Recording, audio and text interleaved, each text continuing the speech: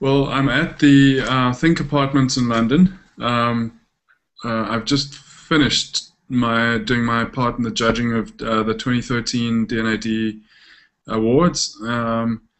Yesterday we spent the day going through the shortlisted awards. That's the stuff that made it through from the online judging, which I did back in South Africa, and then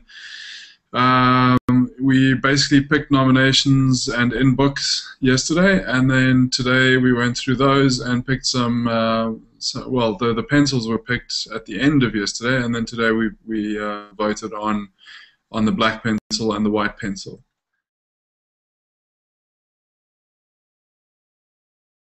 South Africa had some really strong entries. Most of them made it through right up until the nominations part of it. In fact, we've got, I think the nominations have been released, hey? I can't talk about black and white pencils, nor can I say what got a pencil. I can talk about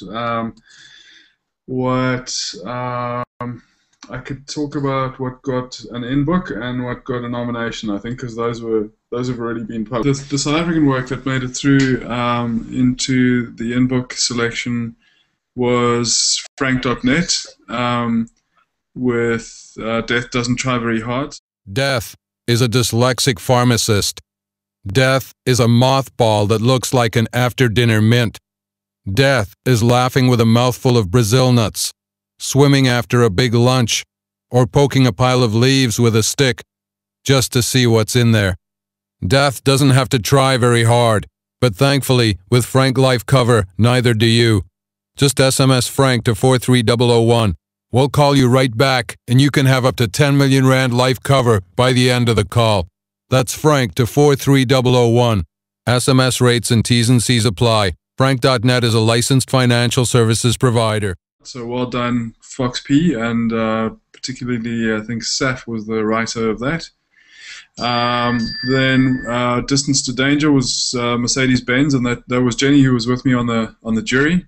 The car ahead had the kind of gleam that could only be achieved by a team of manservants with Seal Club chamois.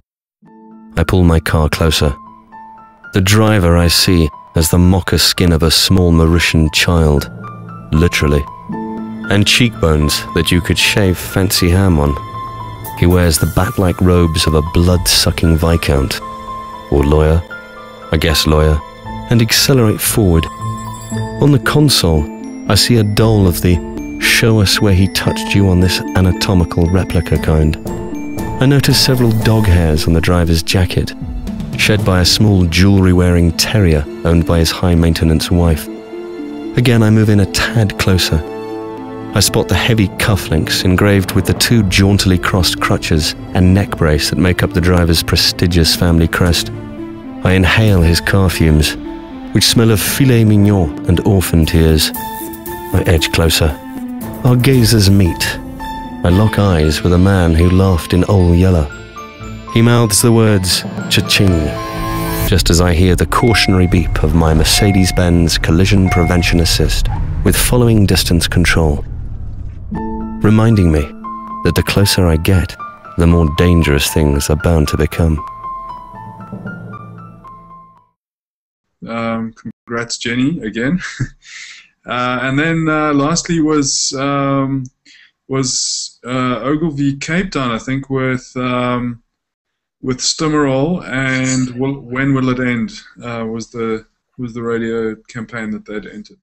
Dad says that I should sit down, that we need to talk. So I do. Mom's sitting already. She's holding a banana, menacingly. Dad says that I've reached the age where I should have questions about my body. Mom starts to cry. Dad tells me that I'm full of raging hormones. We stare at each other. Somewhere, I can hear a dog barking. Mom pulls out a small square of shiny foil. It says Knight Rider on it, and that it's ribbed for extra pleasure. She opens the packet with her teeth. Dad puts his hand on my shoulder as Mom slips the condom over the banana in one smooth, practiced movement. Some things feel like they last forever. Others actually do. Stimmerol infinity. It goes on and on. So Three out of, let's see, 1, 2, 3, 4, 5, 6. Roughly 20, 3 out of 20, that being 20 representing the entire world. I'd say South Africa has got quite a good presence in that category.